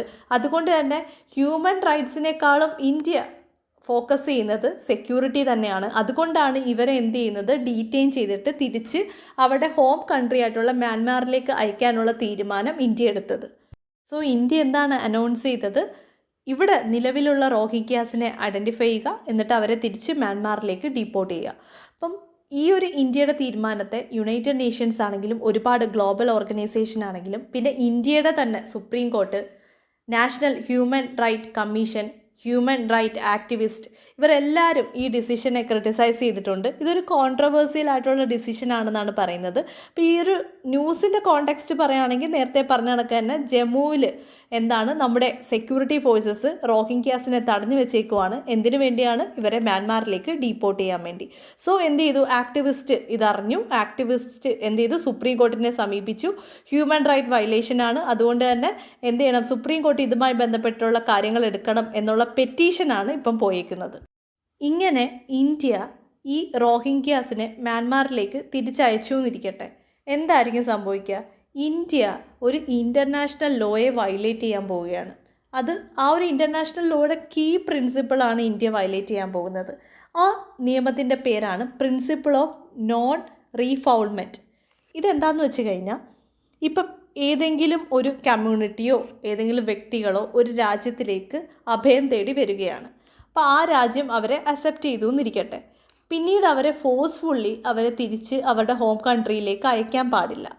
കാരണം അവിടെ ചെന്ന് കഴിഞ്ഞാൽ വീണ്ടും അവർക്ക് റിസ്ക് ഓഫ് വയലൻസ് ഉണ്ട് എന്ന് ഉറപ്പുണ്ടെങ്കിൽ അവരെ ഒരിക്കലും ഫോഴ്സ്ഫുള്ളി തിരിച്ചയക്കരുത് എന്നാണ് ഈ പ്രിൻസിപ്പിൾ ഓഫ് നോൺ റീഫൗൾമെൻറ്റിൽ പറയുന്നത്. സോ ഇന്ത്യ ഇവരെ തിരിച്ചയക്കുകയാണെങ്കിൽ ഈ ഇൻ്റർനാഷണൽ ലോയുടെ വയലേഷനാണ്. പക്ഷേ ഈ ഒരു കമൻറ്റിനെ ഇന്ത്യ ഡിഫെൻഡ് ചെയ്യുന്നുണ്ട്. ഇന്ത്യ എങ്ങനെയാണ് ഇത് ഡിഫെൻഡ് ചെയ്തതെന്ന് വെച്ച് കഴിഞ്ഞാൽ, 1951 റെഫ്യൂജി കൺവെൻഷൻ വന്നത്. ഒപ്പം തന്നെ 1967 റെഫ്യൂജി പ്രോട്ടോക്കോളും വന്നിട്ടുണ്ട്. ഇതിൽ ഈ റെഫ്യൂജീസിനെ എങ്ങനെ ഡീൽ ചെയ്യണമെന്നുള്ള ഗൈഡ് ലൈൻസ് ആയിരുന്നു കൊടുത്തിട്ടുള്ളത്. ഇതിൽ രണ്ടിലും ഇന്ത്യ സൈൻ ചെയ്തിട്ടില്ല. അതുകൊണ്ട് തന്നെ ഈ ഒരു പ്രിൻസിപ്പിൾ ഓഫ് നോൺ റീഫോൾമെൻറ്റിൻ്റെ വയലേഷൻ ആണ് എന്ന് പറയാൻ പറ്റത്തില്ല. കാരണം ഇന്ത്യ ഈ റെഫ്യൂജി കൺവെൻഷനിലൊന്നും സൈൻ ചെയ്തിട്ടില്ല. പക്ഷേ ഇന്ത്യക്ക് ഇത് പറഞ്ഞുകൊണ്ട് ഡിഫെൻഡ് ചെയ്ത് നിൽക്കാൻ പറ്റത്തില്ല. കാരണം 1948 യൂണിവേഴ്സൽ ഡിക്ലറേഷൻ ഓഫ് ഹ്യൂമൻ റൈറ്റ്സിൽ ഇന്ത്യ സൈൻ ചെയ്തിട്ടുണ്ട്. ഒപ്പം തന്നെ ഇന്ത്യ UN ഒരു റെസ്പോൺസിബിൾ മെമ്പറാണ്. UN ചാർട്ടറിൽ പ്രൊട്ടക്ഷൻ ഓഫ് ഹ്യൂമൻ റൈറ്റ്സ് എന്ന് പറയുന്ന ഗൈഡ് ലൈൻസ് ഉണ്ട്. ഇന്ത്യ സിഗ്നേറ്ററി ആയതുകൊണ്ട് തന്നെ ഇന്ത്യ ഇത് ഫോളോ ചെയ്തേ പറ്റത്തുള്ളൂ. ഒപ്പം തന്നെ ഇന്ത്യൻ കോൺസ്റ്റിറ്റ്യൂഷൻ എടുക്കുകയാണെങ്കിൽ ആർട്ടിക്കിൾ 21 എന്ന് പറയുന്നത് റൈറ്റ് ടു ലൈഫാണ്. ഇതെന്ന് പറഞ്ഞു കഴിഞ്ഞാൽ ഇന്ത്യൻ മണ്ണിലുള്ള എല്ലാവർക്കും ഉള്ളതാണ്. അത് ഇന്ത്യൻ സിറ്റിസണിന് വേണ്ടി മാത്രമുള്ളതല്ല, ഫോറിനേഴ്സിനും കൂടിയാണ്. അപ്പം ഇന്ത്യയിലേക്ക് വരുന്ന ഫോറിനേഴ്സിനെയും പ്രൊട്ടക്റ്റ് ചെയ്യാനുള്ളതാണ് ആർട്ടിക്കിൾ 21 എന്ന് പറയുന്നത്. അതുകൊണ്ട് തന്നെ നമ്മൾ ഇന്ത്യൻ കോൺസ്റ്റിറ്റ്യൂഷനിലെ ആർട്ടിക്കിൾ തന്നെയാണ് വയലേറ്റ് ചെയ്യുന്നത്, റൈറ്റ് ടു ലൈഫ് എന്ന് പറയുന്നത്. ഒപ്പം തന്നെ ഇന്ത്യയുടെ ലോങ് ഹിസ്റ്ററി നോക്കുകയാണെങ്കിൽ നമ്മൾ എപ്പോഴും റെഫ്യൂജീസിനെ അക്സെപ്റ്റ് ചെയ്തിട്ടേ ഉള്ളൂ. അവരുടെ റിലീജിയനോ റേസോ ഒന്നും നോക്കാതെയാണ് എപ്പോഴും അക്സെപ്റ്റ് ചെയ്തിട്ടുള്ളത്. ടിബറ്റിൽ നിന്നാണെങ്കിലും ശ്രീലങ്കയിൽ നിന്നാണെങ്കിലും ഈസ്റ്റ് പാകിസ്ഥാനിൽ നിന്നാണെങ്കിലും അഫ്ഗാനിസ്ഥാനിൽ നിന്നാണെങ്കിലും ഒരുപാട് റെഫ്യൂജീസ് നമ്മുടെ ഇന്ത്യയിൽ സെറ്റിലായിട്ടുണ്ട്. പക്ഷേ ഇപ്പം എന്താ നടക്കുന്നതെന്ന് വെച്ച് കഴിഞ്ഞാൽ ഈ ഒരു ട്രഡീഷൻ്റെ ഒരു സഡൻ റിവേഴ്സലാണ് നമ്മൾ കാണുന്നത്. അതുകൊണ്ട് തന്നെ ഗ്ലോബൽ ഇമേജ് നമ്മളെ ഒരുപാട് ബാധിക്കും. ഗ്ലോബലി നമ്മൾ ഒരുപാട് ക്രിറ്റിസിസം നേരിടേണ്ടി വരും. അതുകൊണ്ട് തന്നെ ഈ ഒരു സെക്യൂരിറ്റി റിലേറ്റഡ് ത്രെറ്റ് ആണെങ്കിൽ തന്നെയും ഹ്യൂമൻ റൈറ്റ്സ് എന്നുള്ളൊരു കൺസിഡറേഷൻ അല്ലെങ്കിൽ ആ ഒരു ഗ്രൗണ്ട് ഇന്ത്യ ഒന്നുകൂടി റിവ്യൂ ചെയ്യണം എന്നാണ് ഈ ആർട്ടിക്കിൾ പറയുന്നത്. Next article GS paper 3 environment and ecology related ആർട്ടിക്കിളാണ്. Working towards climate justice in a non ideal world. So climate നെഗോസിയേഷനും ക്ലൈമറ്റ് ജസ്റ്റിസിനെ പറ്റിയാണ് ഈ ആർട്ടിക്കിൾ പറയുന്നത്. ഇപ്പോൾ നമുക്കറിയാം ഗ്ലോബൽ വാർമിംഗ്, ക്ലൈമറ്റ് ചേഞ്ച് നമ്മൾ എപ്പോഴും ഡിസ്കസ് ചെയ്യുന്ന ഒരു എൻവയോൺമെൻറ്റൽ ഇഷ്യൂസാണ്. അപ്പോൾ ഈ ഒരു ക്ലൈമറ്റ് ചേഞ്ചുമായി ബന്ധപ്പെട്ടിട്ട് അതിന് വേണ്ടുന്ന അതെങ്ങനെ കുറയ്ക്കാം, അല്ലെങ്കിൽ ഗ്ലോബൽ വാർമിംഗ് എങ്ങനെ കുറയ്ക്കാം, ഇങ്ങനെയുള്ള കാര്യങ്ങൾ വരുമ്പോൾ എപ്പോഴും രണ്ട് കോൺഫ്ലിക്റ്റാണ് വരുന്നത്. ഒന്നെന്ന് വെച്ച് കഴിഞ്ഞാൽ climate action versus growth development, second എന്ന് വെച്ച് കഴിഞ്ഞാൽ developed nation versus developing Nations. So climate action versus growth development എന്താണെന്ന് വെച്ച് കഴിഞ്ഞാൽ, ഇപ്പോൾ green house gas emission limit ചെയ്യണമെങ്കിൽ ഫസ്റ്റ് എന്താണ്, ഫോസിൽ ഫ്യൂവൽസിൽ നിന്ന് റിന്യൂവബിൾ ഫോം ഓഫ് എനർജിയിലേക്ക് സ്വിച്ച് ചെയ്യണം, അതായത് ക്ലീൻ എനർജി അഡോപ്റ്റ് ചെയ്യണം. അതെന്ന് പറഞ്ഞു കഴിഞ്ഞാൽ വളരെ എക്സ്പെൻസീവ് ആയിട്ടുള്ള പ്രോസസ്സാണ്. അപ്പം നമ്മൾ ഓൾറെഡി ഡെവലപ്പിംഗ് ആണ്, നമ്മളിപ്പോൾ ഗ്രോത്തും ഡെവലപ്മെൻറ്റ് അജണ്ടയൊക്കെ നല്ല രീതിയിൽ കൊണ്ടുവരുന്നേ ഉള്ളൂ. അതിൻ്റെ കൂടെ കൂടുതൽ എക്സ്പെൻസീവ് ആയിട്ടുള്ള കാര്യങ്ങൾ നമ്മുടെ തലയിലേക്ക് വരുമ്പം നമ്മുടെ ഡെവലപ്മെൻറ്റിനെ നല്ല രീതിയിൽ ബാധിക്കും. ഇങ്ങനൊരവസ്ഥ വരുമ്പോഴാണ് ഡെവലപ്ഡ് നേഷൻസും ഡെവലപ്പിംഗ് നേഷൻസും തമ്മിലുള്ള കോൺഫ്ലിക്റ്റ് സ്റ്റാർട്ട് ചെയ്യുന്നത്. ഇപ്പം ഡെവലപ്ഡ് നേഷൻസ് നോക്കുവാണെങ്കിൽ അവർ ഗ്രോത്തും ഡെവലപ്മെൻറ്റും പ്രയോറിറ്റീസൊക്കെ ഓൾറെഡി മീറ്റ് ചെയ്തിട്ടുള്ള ആൾക്കാരാണ്. അവർ ഡെവലപ്ഡ് അല്ലേ, അപ്പോൾ ഓൾറെഡി അവർ കുറേ നമ്മളെക്കാളും ഒരുപാട് മുമ്പിലാണ്. ഡെവലപ്പിംഗ് നേഷൻസും അണ്ടർ ഡെവലപ്ഡ് നേഷൻസിനേക്കാളും ഒരുപാട് മുമ്പിലാണ് അവർ നിൽക്കുന്നത്. അതുകൊണ്ട് തന്നെ അവർ എത്രയോ കാലം മുമ്പേ ഫോസിൽ ഫ്യൂവൽസ് ബേൺ ചെയ്തിട്ടുണ്ട്. ഏകദേശം 150 തൊട്ട് 200 വർഷമായിട്ട് അവർ ഫോസിൽ ഫ്യൂവൽസ് ബേൺ ചെയ്തുകൊണ്ടിരിക്കുകയാണ്. അപ്പോൾ ഇവരുടെ എമിഷൻസ് ഡെവലപ്പിംഗ് നേഷനും അണ്ടർ ഡെവലപ്ഡ് നേഷൻസിനെ കമ്പയർ ചെയ്യുമ്പോൾ കൂടുതലാണ്. അപ്പോൾ ഈ ഒരു ടേമിനെ വിളിക്കുന്ന പേരാണ് ഹിസ്റ്റോറിക്കൽ എമിഷൻസ് എന്ന് പറയുന്നത്. സോ ക്ലൈമറ്റ് ജസ്റ്റിസ് എന്ന ടേം എന്താ ഉദ്ദേശിക്കുന്നതെന്ന് വെച്ച് കഴിഞ്ഞാൽ, ഇപ്പം ഡെവലപ്പിംഗ് നേഷനും അണ്ടർ ഡെവലപ്ഡ് നേഷൻസ് നോക്കുമ്പം ഈ ഡെവലപ്ഡ് നേഷൻസിനെ കമ്പയർ ചെയ്യുമ്പം എമിഷൻസ് വളരെ കുറവാണ്. അപ്പം എമിഷൻസ് കൂടുതലുള്ള ആൾക്കാർ കൂടുതൽ കോൺട്രിബ്യൂഷൻ അല്ലെങ്കിൽ റെസ്പോൺസിബിലിറ്റി ഏറ്റെടുക്കണം. ഇതിനെ വിളിക്കുന്ന പേരാണ് ഹിസ്റ്റോറിക്കൽ റെസ്പോൺസിബിലിറ്റി എന്ന് പറയുന്നത്. അപ്പോൾ കൂടുതൽ എമിഷൻസ് ആരാണോ നടത്തുന്നത് അവർ കൂടുതൽ റെസ്പോൺസിബിലിറ്റി ഏറ്റെടുക്കണം. ഇതിനെയാണ് ക്ലൈമറ്റ് ജസ്റ്റിസ് എന്ന ടേം കൊണ്ട് ഉദ്ദേശിക്കുന്നത്. റയോ എർത്ത് സമ്മിറ്റ് 1992 ശേഷം ക്ലൈമറ്റ് ആക്ഷന് വേണ്ടി ക്രിയേറ്റ് ചെയ്തിട്ടുള്ളൊരു പ്ലാറ്റ്ഫോമാണ് UNFCCC. ഇതായത് United nation framework convention on climate change. So ഈ ഒരു ഫ്രെയിം വർക്കിൽ എന്താ പറഞ്ഞേക്കുന്നതെന്ന് വെച്ച് കഴിഞ്ഞാൽ, എല്ലാ രാജ്യങ്ങളെയും വിളിച്ചിട്ടുണ്ട്. എന്നിട്ട് പറഞ്ഞു ഹയർ റെസ്പോൺസിബിലിറ്റി ഏറ്റെടുക്കേണ്ടത് ഡെവലപ്ഡ് നേഷൻസ് ആണ്. അതായത് ക്ലൈമറ്റ് ജസ്റ്റിസ് ഇവർ ഫോളോ ചെയ്യണം. ഈ ഒരു ക്ലൈമറ്റ് ജസ്റ്റിസ് എന്ന ടേമിൻ്റെ ലീഡർ എന്ന് പറയുന്നത് ഇന്ത്യ തന്നെയാണ്. ഇന്ത്യയോടൊപ്പം ഒരുപാട് നേഷൻസും ഒപ്പം ചേർന്നു. അപ്പോൾ ഈ ഇന്ത്യ കൊണ്ടുവന്നിട്ടുള്ളൊരു പ്രിൻസിപ്പിളാണ് കോമൺ ബട്ട് ഡിഫറൻഷിയേറ്റഡ് റെസ്പോൺസിബിലിറ്റി. ഈ കോമൺ എന്നുള്ള ടേം നോക്കിക്കേ. കോമൺ എന്ന് വെച്ച് കഴിഞ്ഞാൽ എല്ലാ രാജ്യങ്ങളുടെയും കോമൺ ഗോൾ എന്താണ്, ക്ലൈമറ്റ് ചേഞ്ചിനെ അല്ലെങ്കിൽ ഗ്ലോബൽ വാർമിംഗ് കുറയ്ക്കുക. ബട്ട് ഡിഫറൻഷിയേറ്റഡ് റെസ്പോൺസിബിലിറ്റി, അതായത് ഹിസ്റ്റോറിക് എമിഷനെ ബേസ് ചെയ്തിട്ട് ഓരോ രാജ്യങ്ങളുടെ ടാർഗറ്റ് വ്യത്യസ്തമായിരിക്കും. സോ അവരുടെ കോമൺ ഗോള് ക്ലൈമറ്റ് ആക്ഷൻ തന്നെയാണ്, പക്ഷേ ഡിഫറൻഷിയേറ്റഡ് റെസ്പോൺസിബിലിറ്റിയാണ്. കാരണം അവരുടെ എമിഷൻസിനെ ബേസ് ചെയ്തിട്ടായിരിക്കും അവരുടെ കോൺട്രിബ്യൂഷൻ ഉണ്ടാകുന്നത്. സോ ഈ പ്രിൻസിപ്പിളിൻ്റെ ലീഡർ എന്ന് പറയുന്നത് ഇന്ത്യ തന്നെയായിരുന്നു. ഈ അഗ്രിമെൻറ്റിൻ്റെ ബേസിസിലാണ് ക്യോട്ടോ പ്രോട്ടോക്കോള് സൈൻ ചെയ്തത്. സോ ക്ലൈമറ്റ് ആക്ഷന് വേണ്ടി അല്ലെങ്കിൽ ക്ലൈമറ്റ് കൺവെൻഷന് വേണ്ടി ആദ്യമായിട്ട് കൊണ്ടുവന്നിട്ടുള്ളൊരു ലീഗൽ ബൈൻഡിങ് എഗ്രിമെൻ്റാണ് ക്യോട്ടോ പ്രോട്ടോക്കോൾ. സോ ഇതിലെന്താണ്, common but differentiated responsibility principles ഉണ്ട്. ഒപ്പം തന്നെ ഹിസ്റ്റോറിക് റെസ്പോൺസിബിലിറ്റിയും ഇതിൽ ക്യാരി ചെയ്യുന്നുണ്ട്. ലീഗൽ ബൈൻഡിങ് ആയിട്ടുള്ള ടാർഗറ്റ് ഇതിൽ കൊടുക്കുന്നുണ്ട്. ഒപ്പം തന്നെ എന്താണ്, കാർബൺ സ്പേസ് ഡെവലപ്പിംഗ് ആണെങ്കിലും അണ്ടർ ഡെവലപ്ഡ് നേഷൻസിനാണെങ്കിലും കാർബൺ സ്പേസ് ഡെവലപ്ഡ് നേഷൻസിനെ വെച്ച് നോക്കുമ്പോൾ കുറച്ചും കൂടി കൊടുക്കുന്നുണ്ട്. കാർബൺ സ്പേസ് എന്ന് പറയുമ്പോൾ ഇപ്പോൾ എമിഷൻസിന് വേണ്ടി എത്ര എമിഷൻസ് കൊടുക്കാം, അപ്പോൾ കൂടുതൽ സ്പേസ് ഈ ഒരു ഡെവലപ്പിംഗ് നേഷൻസിനാണ്. കാരണം ഡെവലപ്ഡ് നേഷൻ ഓൾറെഡി കുറേ എമിഷൻസ് നടത്തി കഴിഞ്ഞു, അതുകൊണ്ട് തന്നെ അവർക്ക് കാർബൺ സ്പേസ് വളരെ കുറവാണ്. സോ ഈ ഒരു ക്യോട്ടോ പ്രോട്ടോക്കോള് എന്താണ്, റിന്യൂവബിൾ എനർജിയിലേക്കാണ് എല്ലാ രാജ്യങ്ങളെയും പുഷ് ചെയ്യാൻ പോകുന്നത്. ഒപ്പം തന്നെ ഈ ഡെവലപ്പിങ്ങും ഡെവലപ്ഡ് നേഷൻസും എല്ലാം നോക്കുവാണെങ്കിൽ തന്നെ ഈ അണ്ടർ ഡെവലപ്ഡ് നേഷൻസിനൊക്കെ ഫണ്ട് വേണം. കാരണം റിന്യൂവബിൾ എനർജി വരുമ്പോൾ കുറച്ചും കൂടി എക്സ്പെൻസീവാണ്. അതുകൊണ്ട് തന്നെ എന്താണ്, ഡെവലപ്ഡ് കൺട്രിയിൽ നിന്ന് എന്ത് ചെയ്യുക, ഫണ്ട് ക്രിയേറ്റ് ചെയ്തിട്ട് ഈ ഡെവലപ്പിങ്ങും അണ്ടർ ഡെവലപ്പിംഗ് ആയിട്ടുള്ള കൺട്രീസിന് എന്ത് ചെയ്യുക, അസിസ്റ്റൻസ് കൊടുക്കാനുള്ള പ്രൊവിഷൻസും ഈ ക്യോട്ടോ പ്രോട്ടോക്കോളിലുണ്ട്. അതിനുവേണ്ടി കൊണ്ടുവന്നിട്ടുള്ള കുറേ കൺസെപ്റ്റാണ് emission trading, green development mechanism, certified emission reduction. ഇതൊക്കെ വഴിയാണ് ഫണ്ട് ജനറേറ്റ് ചെയ്യുന്നത്. നേരത്തെ പറഞ്ഞല്ലോ, ഡെവലപ്ഡ് നേഷൻസും ഡെവലപ്പിംഗ് നേഷൻസും തമ്മിൽ കോൺഫ്ലിക്റ്റ് ഉണ്ട്. ഇപ്പോൾ ഡെവലപ്ഡ് നേഷൻസിനെ ലെഡ് ചെയ്യുന്നത് ആരാണ്? US ആണ്. എന്നാൽ ഡെവലപ്പിംഗ് നേഷൻസ് വരുമ്പോൾ ലീഡിങ് കൺട്രീസ് എന്ന് പറഞ്ഞാൽ ഇന്ത്യ, ചൈന, ബ്രസീലൊക്കെയാണ്. സോ ഈ US എന്താ ചെയ്തതെന്ന് വെച്ച് കഴിഞ്ഞാൽ ഹിസ്റ്റോറിക് എമിഷൻസ് റിജക്റ്റ് ചെയ്തു. US-ൻ്റെ ക്ലെയിം എന്താണെന്ന് വെച്ച് കഴിഞ്ഞാൽ വേൾഡ് ലാർജസ്റ്റ് പൊല്യൂട്ടറാണ് ഇന്ത്യയും ചൈനയും. 1990s തൊട്ട് ഇവരുടെ എമിഷൻസ് വളരെ കൂടുതലാണ്. അതുകൊണ്ട് തന്നെ ഈക്വൽ റെസ്പോൺസിബിലിറ്റിയാണ് ഇവരും ഏറ്റെടുക്കേണ്ടത്. അല്ലാതെ ഡെവലപ്പിംഗ് അങ്ങനൊരു കാറ്റഗറിയിൽ ഞങ്ങൾ സമ്മതിക്കില്ല. അതുകൊണ്ട് തന്നെ US എന്ത് ചെയ്തു? ഈ ക്യോട്ടോ പ്രോട്ടോക്കോളിൽ സൈൻ ചെയ്തിട്ടില്ല. US പറഞ്ഞത് ശരിയാണ്, 1990 തൊട്ടേ നമ്മൾ ഒരുപാട് എമിഷൻ നടത്തിയിട്ടുണ്ട്. പക്ഷേ ഇപ്പോഴും ആ 90കളിലെ എമർജിങ് എക്കണോമി തന്നെയാണ് നമ്മൾ. കാരണം നമ്മൾ ഇപ്പോഴും സിവിയർ ആയിട്ടുള്ള എക്കണോമിക് ചലഞ്ചസ് ഫേസ് ചെയ്യുന്നുണ്ട്. ഇപ്പോഴും നമ്മൾ ഡെവലപ്പ് ചെയ്യാനായിട്ട് ശ്രമിച്ചുകൊണ്ടിരിക്കുകയാണ്. അങ്ങനെ ഒരു സാഹചര്യത്തിൽ നമുക്ക് ഇത്രയും വലിയ എക്സ്പെൻസീവ് ആയിട്ടുള്ള കാര്യങ്ങൾ ഏറ്റെടുക്കുന്നതിൽ ബുദ്ധിമുട്ടുണ്ട്.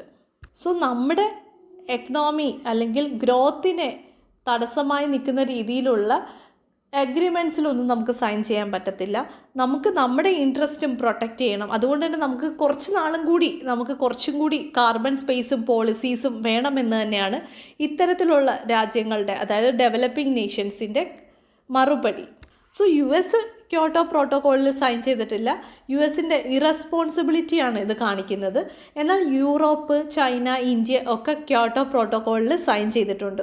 പക്ഷേ ഈ ഒരു ക്യോട്ടോ പ്രോട്ടോക്കോൾ അത്ര സക്സസ്ഫുൾ ഒന്നുമല്ല. കാരണം എന്ന് വെച്ച് കഴിഞ്ഞാൽ വേൾഡ് ലാർജസ്റ്റ് എമിറ്റർ ആയിട്ടുള്ള അല്ലെങ്കിൽ പൊല്യൂട്ടർ ആയിട്ടുള്ള US-നെ ഇതിൽ ഉൾപ്പെടുത്താൻ അതിന് കഴിഞ്ഞില്ല. ഒപ്പം തന്നെ നേരത്തെ പറഞ്ഞിട്ടുണ്ടായിരുന്നു ഫണ്ട് പ്രൊവൈഡ് ചെയ്യുന്നു. ഈ ഫണ്ട് അവർക്ക് റേസ് ചെയ്യാൻ പറ്റിയിട്ടില്ല. 2010 ആണ് ഇത് സ്റ്റാർട്ട് ചെയ്തത്. ഇത് 2010 വരെ കണ്ടിന്യൂ ചെയ്തു. 2015 വരെ നോക്കുവാണെങ്കിൽ അത്രയും കാലഘട്ടത്തിൽ ഇത് മാത്രമാണ് ക്ലൈമറ്റ് ചേഞ്ചിന് വേണ്ടിയുള്ള ഏക ലീഗൽ അഗ്രിമെൻ്റ് എന്ന് പറയുന്നത്. എന്നാൽ 2015 പുതിയൊരു അഗ്രിമെൻ്റ് വന്നു. ആ അഗ്രിമെൻറ്റിൻ്റെ പേരാണ് പാരീസ് അഗ്രിമെൻ്റ് അഥവാ പാരീസ് അക്കോർഡ്. പാരീസ് അക്കോർഡ് 2015 എന്ന് പറയുന്നത് second legally binding convention under the climate change ആണ്. അപ്പം എന്താണ് ഇതിൽ എല്ലാ മേജർ പവേഴ്സും വന്ന് സൈൻ ചെയ്തിട്ടുണ്ട്. US-ഉം സൈൻ ചെയ്തിട്ടുണ്ട്. US സൈൻ ചെയ്യണമെങ്കിൽ എന്തെങ്കിലും ഗിവ് അപ്പ് ചെയ്തിട്ടുണ്ടായിരിക്കും. നേരത്തെ ക്യോട്ടോ പ്രോട്ടോക്കോളിൽ പറഞ്ഞ കണക്ക് CBDR, common but differentiated responsibility, ഇതങ്ങ് എടുത്തു കളഞ്ഞു. പകരം പുതിയൊരു കൺസെപ്റ്റ് കൊണ്ടുവന്നു, INDC എന്ന് വെച്ച് കഴിഞ്ഞാൽ intended nationally determined contribution. So ഓരോ രാജ്യങ്ങളും അവരുടേതായിട്ടുള്ള ഇഷ്ടത്തിനനുസരിച്ച് ഇത്ര ഞങ്ങൾ കുറയ്ക്കാം എന്നുള്ളൊരു ടാർഗറ്റ് സെറ്റ് ചെയ്തു. ഈ ടാർഗറ്റ് പ്രകാരം ഓരോ രാജ്യങ്ങളും എന്ത് ചെയ്തു? ക്ലൈമറ്റ് ആക്ഷന് വേണ്ടിയുള്ള ഇനിഷ്യേറ്റീവ്സ് എടുത്തു. അപ്പോൾ ഓരോ രാജ്യങ്ങളും അവരുടെ എക്കണോമിക് അനുസരിച്ചുള്ള ടാർഗറ്റ് ആയിരിക്കും പറയുന്നത്. ഈ ടാർഗറ്റ് അവർ ഫിനിഷ് ചെയ്യുന്നുണ്ടോ എന്ന് നോക്കാനായിട്ട് ഇൻ്റർനാഷണൽ റിവ്യൂവും വെരിഫിക്കേഷനും ഉണ്ടാവും. എന്നാൽ എക്സ്റ്റേണൽ ലീഗൽ ബൈൻഡിങ് ഇല്ല. ഇപ്പോൾ ക്യോട്ടോ പ്രോട്ടോക്കോൾ എന്ന് പറയുമ്പം എല്ലാവരും കൂടി വന്നിട്ട് ഇൻ്റർനാഷണലി ഒരു ബൈൻഡിങ് ഫ്രെയിംവർക്ക് ഉണ്ടാക്കുകയാണ്. അത് ലീഗലി എക്സ്റ്റേണൽ ആണ് അല്ലേ? പക്ഷേ ഇതെന്ന് പറഞ്ഞു കഴിഞ്ഞാൽ ഇൻറ്റേർണലി ഓരോ രാജ്യങ്ങളും അവരുടെ ടാർഗറ്റ് സെറ്റ് ചെയ്തേക്കുവാണ്. സോ എക്സ്റ്റേണൽ ലീഗൽ ബൈൻഡിങ് ഇല്ല. പക്ഷേ എന്താണ് ലീഗൽ ബൈൻഡിങ് ആയിട്ടുള്ള സെക്കൻഡ് കൺവെൻഷനാണ് under the climate action. So എല്ലാ മേജർ പവേഴ്സും സൈൻ ചെയ്തിട്ടുണ്ടായിരുന്നു. അപ്പോൾ ഇതിൻ്റെ ഒരു ടാർഗറ്റ് പറയുകയാണെങ്കിൽ എൻഡ് ഓഫ് ദി സെഞ്ച്വറി ഈ ഒരു 1.5 ഡിഗ്രി സെൽഷ്യസിൽ ബിലോ ആയിരിക്കണം നമ്മുടെ ഗ്ലോബൽ വാർമിംഗ് ആണെങ്കിലും ടെമ്പറേച്ചറും എന്ന് പറയുന്നത്. പക്ഷേ ട്രംപ് അഡ്മിനിസ്ട്രേഷൻ വന്നതോടുകൂടി എന്താ ചെയ്തതെന്ന് വെച്ച് കഴിഞ്ഞാൽ പാരീസ് അക്കോർഡിൽ നിന്ന് ട്രംപ് അഡ്മിനിസ്ട്രേഷൻ വിഡ്രോ ചെയ്തു. എന്താ പറഞ്ഞതെന്ന് വെച്ച് കഴിഞ്ഞാൽ US എക്കണോമിക്ക് എതിരായിട്ടുള്ളൊരു ഗൂഢാലോചനയാണ് ഇത്തരത്തിലുള്ള ക്ലൈമറ്റ് ആക്ഷൻ എന്ന് പറയുന്നത്. ഇത്തരത്തിലുള്ള ക്ലൈമറ്റ് ആക്ഷൻസും കാര്യങ്ങളുമൊക്കെ US-ൻ്റെ എക്കണോമിക്ക് ഒരു അൺഫെയർ ബേർഡൻ ആണ്. അതുകൊണ്ട് തന്നെ ഞങ്ങൾ ഇത്തരത്തിലുള്ള ഡീലിൽ സൈൻ ചെയ്യില്ല എന്ന് പറഞ്ഞാണ് US വിഡ്രോ ചെയ്തത്. എല്ലാ ക്ലൈമറ്റ് നെഗോസിയേഷൻ നോക്കിയാലും US ആണ് എല്ലാത്തിൽ നിന്നും അസിസ്റ്റൻസി കാണിക്കുന്നത്. അതുകൊണ്ട് തന്നെയാണ് ഈ ഒരു ക്ലൈമറ്റ് ആക്ഷൻ വരുമ്പോൾ എപ്പോഴും കോൺഫ്ലിക്റ്റ് ഉണ്ടാകുന്നത്. ഇപ്പോഴത്തെ കേസ് എടുക്കുകയാണെങ്കിൽ ബൈഡൻ അഡ്മിനിസ്ട്രേഷൻ വന്നിട്ടുണ്ട്. അതൊരു ഹോപ്പ് തന്നെയാണ്. കാരണം ബൈഡൻ അഡ്മിനിസ്ട്രേഷൻ എന്താണ് പാരീസ് ഡീലിലേക്ക് മടങ്ങി വരികയാണ്. ഒപ്പം തന്നെ US-ൻ്റെ എല്ലാ ക്ലൈമറ്റ് ചേഞ്ച് എഫേർട്സും പഴയ ട്രാക്കിലേക്ക് കൊണ്ടുവരാൻ ബൈഡൻ അഡ്മിനിസ്ട്രേഷൻ സ്റ്റാർട്ട് ചെയ്തിട്ടുണ്ട്. അതിനൊരു സൂചനയാണ് MEF. 2009 ബുഷ് അഡ്മിനിസ്ട്രേഷൻ കൊണ്ടുവന്നിട്ടുള്ളതാണ് MEF എന്ന് പറയുന്നത്. ഇതെന്ന് വെച്ച് കഴിഞ്ഞാൽ മേജർ എക്കണോമിക് ഫോറം എന്ന് പറയും. അപ്പോൾ എല്ലാ മേജർ എമിറ്റേഴ്സും കൂടി ചേരുന്ന ഒരു ഗ്രൂപ്പിംഗ്സ് ആണ് MEF എന്ന് പറയുന്നത്. അപ്പോൾ ഈ ഒരു MEFനെ കൺസിഡർ ചെയ്യുന്നത് തന്നെ ബൈഡൻ അഡ്മിനിസ്ട്രേഷൻ വീണ്ടും പഴയ ട്രാക്കിലേക്ക് വന്നതിൻ്റെ സൂചനയാണ്. ഒപ്പം തന്നെ ഗ്ലോബൽ ഗോൾ നോക്കുകയാണെങ്കിൽ 2050 കൂടി ഗ്രീൻ ഹൗസ് ഗ്യാസ് എമിഷൻ 0 ആക്കണം, നെറ്റ് എമിഷൻ 0 ആക്കണം എന്നാണ് ഗ്ലോബൽ ടാർഗറ്റ് എന്ന് പറയുന്നത്. പിന്നീട് UNSC അതായത് യുണൈറ്റഡ് നേഷൻ സെക്യൂരിറ്റി ജനറൽ എന്താ പറഞ്ഞതെന്ന് വെച്ച് കഴിഞ്ഞാൽ എല്ലാ എമിറ്റേഴ്സും അവരവരുടെ കൺട്രിയിൽ നാഷണൽ ക്ലൈമറ്റ് എമർജൻസി ഡിക്ലെയർ ചെയ്യണം, എന്നിട്ട് ഓരോ രാജ്യത്തിൻ്റെ ക്ലൈമറ്റ് ആക്ഷൻ റിന്യൂ ചെയ്യണമെന്നാണ് യുണൈറ്റഡ് നേഷൻ സെക്യൂരിറ്റി ജനറൽ പറഞ്ഞത്.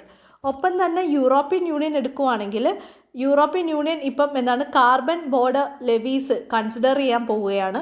അതായത് ഏതെങ്കിലും രാജ്യങ്ങളുമായിട്ട് ട്രേഡോ മറ്റ് ആക്ടിവിറ്റീസോ ചെയ്യുമ്പം ആ രാജ്യം ഹൈ എമിഷൻസ് നടത്തുന്ന രാജ്യമാണെങ്കിൽ അല്ലെങ്കിൽ ഗ്ലോബൽ എഗ്രിമെൻറ്റ്സിലൊന്നും ക്ലൈമറ്റ് ചേഞ്ചിന് വേണ്ടിയുള്ള ഗ്ലോബൽ എഗ്രിമെൻറ്റ്സിലൊന്നും സൈൻ ചെയ്തിട്ടില്ല എങ്കിൽ അത്തരം രാജ്യങ്ങൾക്ക് എതിരായിട്ട് ഇമ്പോസ് ചെയ്യുന്നൊരു ടാക്സ് ആണ് കാർബൺ ബോർഡർ ടാക്സ് എന്ന് പറയുന്നത്. സോ ഇതിനെ നമുക്ക് കാർബൺ ടാക്സ് എന്ന് വിളിക്കാം. ഒപ്പം തന്നെ വേൾഡ് ട്രേഡ് ഓർഗനൈസേഷൻ നോക്കുകയാണെങ്കിൽ തന്നെ സിമിലർ ആയിട്ടുള്ള ടാക്സേഷൻ കൊണ്ടുവരാൻ തീരുമാനിച്ചിട്ടുണ്ട്, അതായത് കാർബൺ ടാക്സ്. പക്ഷേ ഇപ്പോഴത്തെ WTO റൂൾസ് നോക്കുകയാണെങ്കിൽ എൻവയോൺമെൻറ്റൽ ഗ്രൗണ്ടിലുള്ള ഒരു ടാക്സസും ഇമ്പോസ് ചെയ്തിട്ടില്ല. റീസൺ എന്ന് വെച്ച് കഴിഞ്ഞാൽ ഇപ്പം ഡെവലപ്പിംഗ് നേഷൻസും അണ്ടർ ഡെവലപ്ഡ് നേഷൻസൊക്കെ എടുക്കുകയാണെങ്കിൽ അവർക്ക് അഡീഷണൽ ബേർഡൻ ആവത്തേ ഉള്ളൂ. അതുകൊണ്ടാണ് ഇത്തരത്തിലുള്ള ടാക്സസ് ലെവി ചെയ്യാത്തത്. പക്ഷേ എല്ലാ കൺട്രീസും യുണൈറ്റഡ് നേഷൻസിലുള്ള എല്ലാ കൺട്രീസും ഇത്തരത്തിലുള്ള കാര്യങ്ങൾ കാർബൺ ടാക്സ് അഡോപ്റ്റ് ചെയ്യുകയാണെങ്കിൽ വേൾഡ് ട്രേഡ് ഓർഗനൈസേഷനും എന്ത് ചെയ്യും, കാർബൺ ടാക്സ് യൂസ് ചെയ്യും. പക്ഷേ ഇതെന്ന് വെച്ച് കഴിഞ്ഞാൽ മിസ്യൂസ് ചെയ്യാനുള്ള ചാൻസസ് ഉണ്ട്. കാരണം ഡെവലപ്ഡ് നേഷൻസ് ഹൈ ടാക്സ് ചിലപ്പം ഡെവലപ്പിംഗ് നേഷൻസ് അല്ലെങ്കിൽ അണ്ടർ ഡെവലപ്ഡ് നേഷൻസിനോട് ഇമ്പോസ് ചെയ്യാനുള്ള ചാൻസസും കൂടുതലാണ്. സോ ഇന്ത്യയെ സംബന്ധിച്ചിടത്തോളം ഈ ക്ലൈമറ്റ് ആക്ഷൻ എന്ന് പറയുന്നത് വളരെ വളരെ ഇമ്പോർട്ടൻ്റ് ആയിട്ടുള്ളൊരു കാര്യമാണ്. നമ്മളൊരു ഒട്ടും അനുയോജ്യമല്ലാത്തൊരു വേൾഡിലാണ് ജീവിക്കുന്നത് എങ്കിൽ കൂടിയും ക്ലൈമറ്റ് ജസ്റ്റിസിലേക്ക് നമ്മൾ പുഷ് ചെയ്യണം എന്ന് തന്നെയാണ് പറയുന്നത്. കാരണം നമ്മുടെ ഹിസ്റ്റോറിക് എമിഷൻസും അത്ര മോശമൊന്നുമല്ല, നല്ല രീതിയിൽ നമ്മൾ എമിഷൻസ് ചെയ്തിട്ടുണ്ട്. അത് നമുക്കൊരിക്കലും ഒഴിവാക്കാൻ പറ്റുന്ന കാര്യമല്ല. അതുപോലെ തന്നെ നമ്മളാണ് ഏറ്റവും പോപ്പുലസ് ആയിട്ടുള്ള രാജ്യം എന്ന് പറയുന്നത്, സെക്കൻഡ് മോസ്റ്റ് പോപ്പുലസ് രാജ്യമാണ് ആഫ്റ്റർ ചൈന. അപ്പം ഉടനെ തന്നെ നമ്മൾ ചിലപ്പോൾ എന്ത് ചെയ്യും, ഏറ്റവും പോപ്പുലേഷനുള്ള രാജ്യമായി മാറാനുള്ള സാധ്യതയും ഉണ്ട്. അതുകൊണ്ട് തന്നെ നമ്മൾക്ക് ഈ ഒരു പോപ്പുലേഷൻ ആണെങ്കിൽ തന്നെ നമ്മുടെ ഡെവലപ്മെൻറ്റ് ആക്ടിവിറ്റീസിൽ ഒരുപാട് ചലഞ്ചസ് ക്രിയേറ്റ് ചെയ്യുന്നുണ്ട്. എസ്പെഷ്യലി സോഷ്യോ എക്കണോമിക് ഗോൾസ് അത് അച്ചീവ് ചെയ്യുന്നത് ഈ പോപ്പുലേഷൻ വലിയൊരു ഫാക്ടറാണ്. അതിൻ്റെ കൂടെയാണ് ഈ എമിഷൻസും വരുന്നത്. അതുകൊണ്ട് തന്നെ നമ്മുടെ കാർബൺ സ്പേസ് അല്ലെങ്കിൽ കാർബൺ പോളിസി നമ്മൾ പ്രിസർവ് ചെയ്ത് വെച്ചേക്കണം. നമുക്ക് സ്പേസ് ഉണ്ടെന്ന് കരുതി, അതായത് ഇപ്പം പെർ ഇയർ ഇന്ത്യയുടെ ഏറ്റവും കുറഞ്ഞ എമിഷൻ എന്ന് പറയുന്നത് 2 tons carbon dioxide per year ആണ്. ഇപ്പോൾ US നോക്കുവാണെങ്കിൽ 20 tons carbon dioxide per year ആണ്. അപ്പോൾ നല്ല രീതിയിലുള്ള ഡിഫറൻസ് ഉണ്ട്. അതായത് നമുക്ക് നല്ല കാർബൺ സ്പേസൊക്കെ ഉണ്ട് എന്ന് കരുതി നമ്മളിങ്ങനെ എമിഷൻസ്, അതായത് ഒട്ടും റെസ്പോൺസിബിൾ അല്ലാതെ എമിഷൻസ് ചെയ്തുകൊണ്ടിരിക്കുകയാണെങ്കിൽ നമുക്കത് ഒരു നെഗറ്റീവ് എഫക്റ്റേ ഉണ്ടാവത്തുള്ളൂ. അതുകൊണ്ട് തന്നെ നമ്മൾ കുറച്ചും കൂടി റെസ്പോൺസിബിൾ ആവണം. ഒപ്പം തന്നെ നമ്മുടെ കാർബൺ സ്പേസ് പ്രൊട്ടക്റ്റ് ചെയ്യുകയും വേണം. കാരണം നമ്മുടെ പെർ ക്യാപിറ്റ എമിഷൻസ് എന്ന് പറയുന്നത് വളരെ ഹൈ ആണ്. ഒപ്പം തന്നെ ഓർക്കേണ്ട കാര്യം, നമ്മുടെ ഡെവലപ്മെൻറ്റ് മാറ്റേഴ്സിന് വേണ്ടി ഒരു ഡെവലപ്ഡ് നേഷൻസിൻ്റെയും ഐഡിയയുമായിട്ട് കോംപ്രമൈസ് ചെയ്യാനും പാടില്ല. ഇതാണ് ഈ ആർട്ടിക്കിളിൽ മെയിനായിട്ട് പറയുന്നത്. That's it. Waiting for your valuable suggestions. Thank you for watching.